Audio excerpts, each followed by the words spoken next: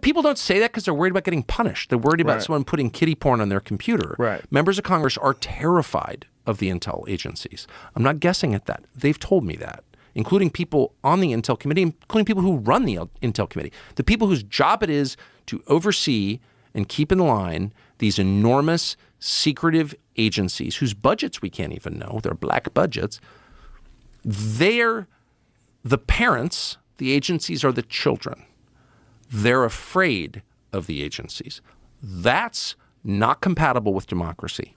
Democracy is a really simple system, even representative democracy like ours. The people rule.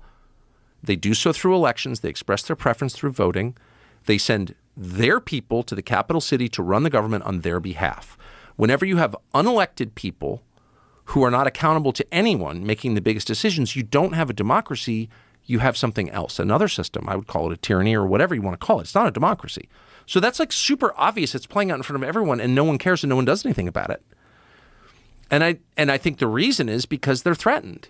And if you look at the committee chairmen who allow this shit to happen year after year, they're all, and I don't know, people say, oh, they're compromised or being blackmailed or whatever. I don't have evidence of that, but I know them and they all have things to hide. I know that for a fact. And so it's not a stretch of imagination to imagine that, some committee chairman who's allowing warrantless spying on Americans to continue or whatever abuse they're allowing, knowing fully or hiding the truth about UAPs, ignoring the UAP Disclosure Act of 2023. Like, why are they doing that? It's not impossible to imagine that some guy with a drinking problem or a weird sex life, and that's very common up there, that's why they're doing it. Because they don't want to be exposed. I don't have evidence of that. I don't have proof of that. Right. But that's not a crazy thing to assume that could be happening. And I said to somebody, a very powerful person, the other day in a conversation in my kitchen, an elected official, holds a really senior position, a very famous person. I was going crazy. I was so mad about all this stuff and about the warrantless spying and about the funding for these insane wars.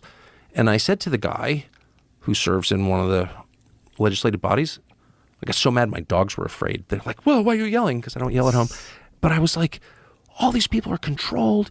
They're all, got weird sex lives and all these things are hiding and they're being blackmailed by the intel agencies. And he said, and I'm quoting, I know. It was like, okay, so at this point we're just sort of admitting that's real? Like, why do we allow that to continue?